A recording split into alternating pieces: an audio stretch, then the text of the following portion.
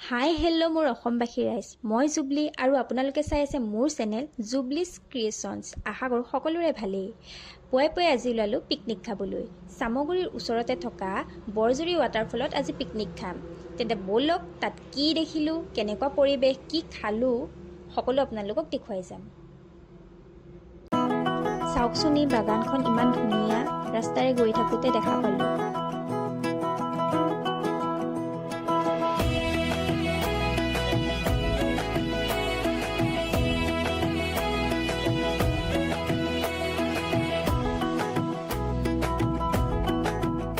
বৰজুৰি ৱাটাৰফলৰ ওচৰতে যাযাবৰ বুলি এখন ৰিজৰ্ট আছে। ইয়াত আহিব পাৰিব। ৰাতি থকাৰ ব্যৱস্থাও আছে।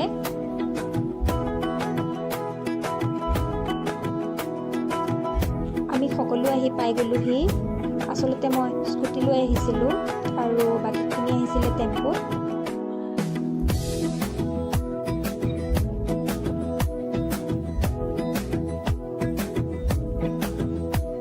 বাইদেৱে জুই ধৰিছে।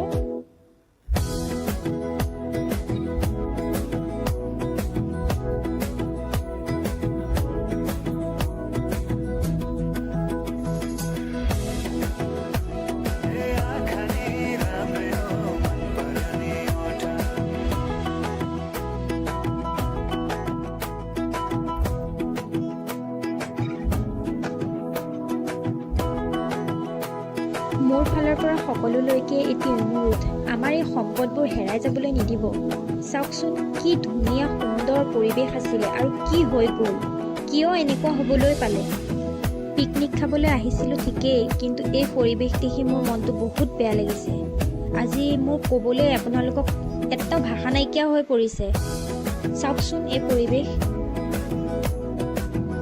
আগতে ইয়াত ডাঙৰ ডাঙৰ পাথৰ আছিলে, ধুনীয়া গছ গছনিৰে ভৰি আছিলে, বহুত সুন্দৰ পৰিৱেশ আছিলে, কিন্তু এতিয়া সেই 1%ও নাই।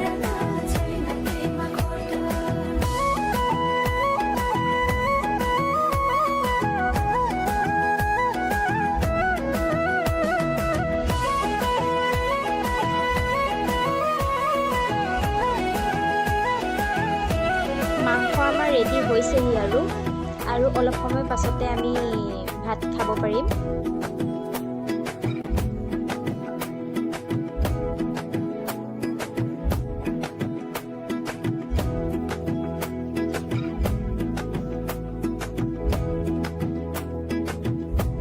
ভোক লাগিছে, ভাত কেতিয়া হ'ব, কেতিয়া খাম বুলি তেখেত ৰখি আছে। আৰু এইফালে পানীৰ ওপৰতে বাইক লৈ ফটোশ্বট। সোনকালে সোনকালে ভাত খাওঁ আৰু সোনকালে সোনকালে ঘৰ যাওঁ। বহুত টেষ্টি হৈছে খানা। ইয়াত সকলোৱে খাই আছে।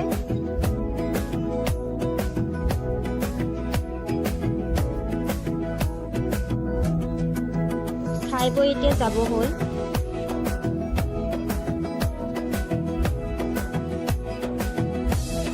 ৱাটাৰফলৰ পৰা আহি থাকোঁতে এই জেগাখিনি ইমানেই ধুনীয়া লাগিলে, ইয়াতে অলপ ৰ'লোঁ আৰু ফটো উঠিলোঁ। চাওকচোন আপোনালোকেও।